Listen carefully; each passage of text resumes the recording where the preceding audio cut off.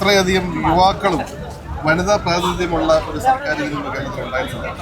അപ്പോൾ തീർച്ചയായിട്ടും ഇതൊരു മുന്നോട്ടുള്ള നമ്മുടെ ഒരു പുതുയുഗ പിറവി എന്ന് എഴുതിയിട്ടുണ്ട്. ആ രീതിയിൽ തന്നെയാണ് കാര്യങ്ങൾ പോകുന്നത്. ഇല്ല, ഈ പരിപാടി പക്ഷേ ഒരു തെറ്റിദ്ധരിക്കപ്പെട്ട സ്റ്റേറ്റ്മെൻ്റായിരുന്നു. യഥാർത്ഥത്തിൽ ഞങ്ങളൊക്കെ അതിനുശേഷം കണ്ടിരുന്നു, സംസാരിച്ചു. അവർക്കാർക്കും മുഴുവനായി കണ്ടവർക്ക് അങ്ങനെ ഒരു പ്രയാസം ഉണ്ടായിട്ടില്ല. ബട്ട് അൺഫോർച്ചുനേറ്റ്ലി കുറച്ച് ലീഗ് പ്രവർത്തകർക്ക് ഒരു പ്രയാസം തെറ്റിദ്ധാരണ ഉണ്ടായിട്ടുണ്ട്. ഒരിക്കലും ഞങ്ങൾ അങ്ങനെ ഒരു മനസ്സുകൊണ്ട് അവരെ കൊണ്ട് അകൽച്ചത്തിൽ പറഞ്ഞതിന് ഒരു പരിധിവരെ തെറ്റിദ്ധരിക്കപ്പെട്ടു എന്നുള്ളത് ശരിയാണ്. കാലാന്തരത്തിൽ ക്ലാരിഫൈ ചെയ്ത് കഴിഞ്ഞു. അല്ല, ഞങ്ങൾ കണ്ടിരുന്നു, ഞങ്ങളെ കേട്ടിരുന്നു, കുഞ്ഞാലിക്കുട്ടി സാഹിബിനെ കണ്ടിരുന്നു, എല്ലാവരും കണ്ടിരുന്നു. വളരെ ജനക്ഷേമമായിട്ടുള്ള നടപടികൾ ചെയ്യുവാനുള്ള പ്രവർത്തനങ്ങളുമായി ടീം UDF കേരളത്തിൽ മുന്നേറുമെന്ന് വിശ്വസിക്കുന്നു. കൺഗ്രാജുലേഷൻ കേട്ടോ, സാർ. നമ്മുടെ പുതിയ സർക്കാർ വരികയാണ്, എന്താണ് പിതാവിന് പറയാനുള്ളത്? ജനങ്ങൾക്ക് ഒരുപാട് പ്രതീക്ഷയുണ്ട്, അതെല്ലാം നിറവേറ്റപ്പെടുമെന്നുള്ള ഒരു ചിന്തയിലാണ് ഞങ്ങളെല്ലാവരും.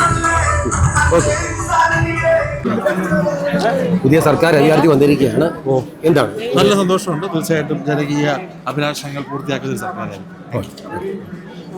പറഞ്ഞറിയിക്കുന്നതിനാ നേരിൽ കണ്ടുകൊണ്ടിരിക്കില്ലേ പുതിയ സർക്കാരിനുള്ള വന്നപ്പോൾ ജനങ്ങളുടെ ആവേശം പോലെ ജനങ്ങൾ വന്നപ്പോൾ ആവേശം ജനങ്ങൾ കൂടുതൽ ആവേശം എന്താ ഈ 10,000 തകർത്തു എന്നെല്ലാവരും പറയുന്നു. സന്തോഷം. Okay sir. ഈ സമയത്ത് പറയാനുള്ളത്, ജനങ്ങൾ ഒരുപാട് കാര്യങ്ങൾ മുഖ്യമന്ത്രിയുടെ ശ്രദ്ധയിൽപ്പെടുത്തിയിട്ടുണ്ടാവും. അങ്ങനെയുള്ള നല്ല കാര്യങ്ങളെല്ലാം ചെയ്തു കൊടുക്കുക, ജനങ്ങൾക്ക് വേണ്ടി പ്രവർത്തിക്കുക. യൂത്തിന് ഒരുപാട് കാര്യങ്ങൾ മുഖ്യമന്ത്രി ഇപ്പോൾ പറയുന്നുണ്ട്. അപ്പോൾ യൂത്ത് ശക്തമായിട്ട് കൂടെയുള്ളപ്പോൾ എല്ലാ കാര്യങ്ങളും നടക്കും. ശക്തമായി തന്നെ മുന്നോട്ട് വരിക, അത്രയേ ഉള്ളൂ പറയാൻ. നന്നായിട്ടല്ലേ ജനങ്ങളുടെ പ്രതീക്ഷകൾ പറ്റുന്ന ഒരു ഭരണം എന്തായാലും വരുതാ തുടങ്ങിക്കഴിഞ്ഞു. ഇനി ബാക്കിയുള്ളത് തീരുമാനങ്ങളായും പ്രവർത്തനങ്ങളായും വരും. 10 വർഷത്തെ കാത്തിരിപ്പിന് ശേഷം ജനങ്ങൾ നൽകിയ ഒരു വലിയ അംഗീകാരമാണ് ഈ വിജയം. 10 വർഷത്തെ അഴിമതിയും സ്വജനപക്ഷപാതവും വികസന മുരടിപ്പും അതെല്ലാം കൊണ്ട് മടുത്ത ജനങ്ങൾ ഒരു മാറ്റത്തിന് വേണ്ടിയാണ് UDFന് വോട്ട് ചെയ്തത്. കേരളത്തിലെ ജനങ്ങളുടെ പ്രതീക്ഷയ്ക്കൊത്ത് ഉയരും എന്നുള്ള കാര്യത്തിൽ യാതൊരു സംശയവുമില്ല. ജനങ്ങളുടെ ആവേശമാണ് ഈ പൊള്ളുന്ന വെയിലിലും 10,000 ലക്ഷക്കണക്കിന് ആളുകൾ ഇവിടെ ആർത്തിരിമ്പെത്തുന്നത്.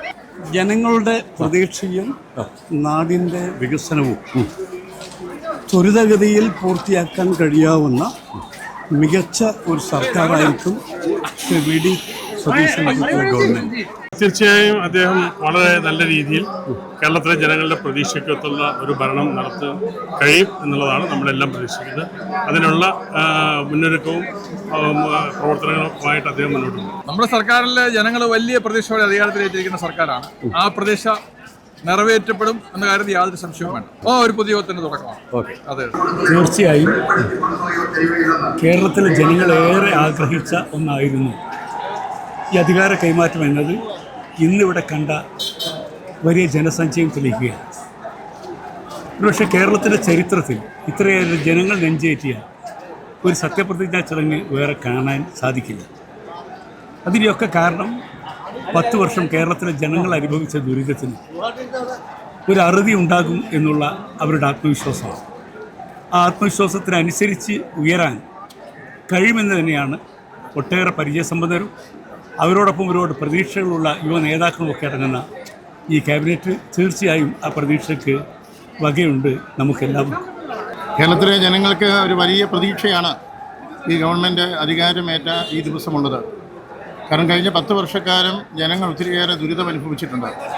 ഇതിൽ നിന്നുള്ള ഒരു പുതുയുഗത്തിലേക്കുള്ള തുടക്കമാണ് ശ്രീ VD സതീശൻ്റെ നേതൃത്വത്തിലുള്ള ഒരു പുതിയ ഗവൺമെൻറ്റിലൂടെ ജനങ്ങൾ പ്രതീക്ഷ അർപ്പിച്ചിരിക്കുന്നത്. ജനങ്ങൾ, പാവപ്പെട്ട ആളുകൾക്ക്, സാധാരണക്കാർക്കും ഈ ഗവൺമെൻറ്റിന് വലിയ പ്രതീക്ഷയുണ്ട്. കേരളത്തിലെ സമസ്ത വിഭാഗം ജനങ്ങളുടെയും മുൻപിൽ ഈ ഗവൺമെൻറ്റിലൂടെ നിരവധിയായിട്ടുള്ള നല്ല പ്രവർത്തനങ്ങൾ നാട്ടിൽ നടക്കുമെന്ന് എല്ലാവരും വിശ്വസിക്കുന്നു, കരുതുന്നു.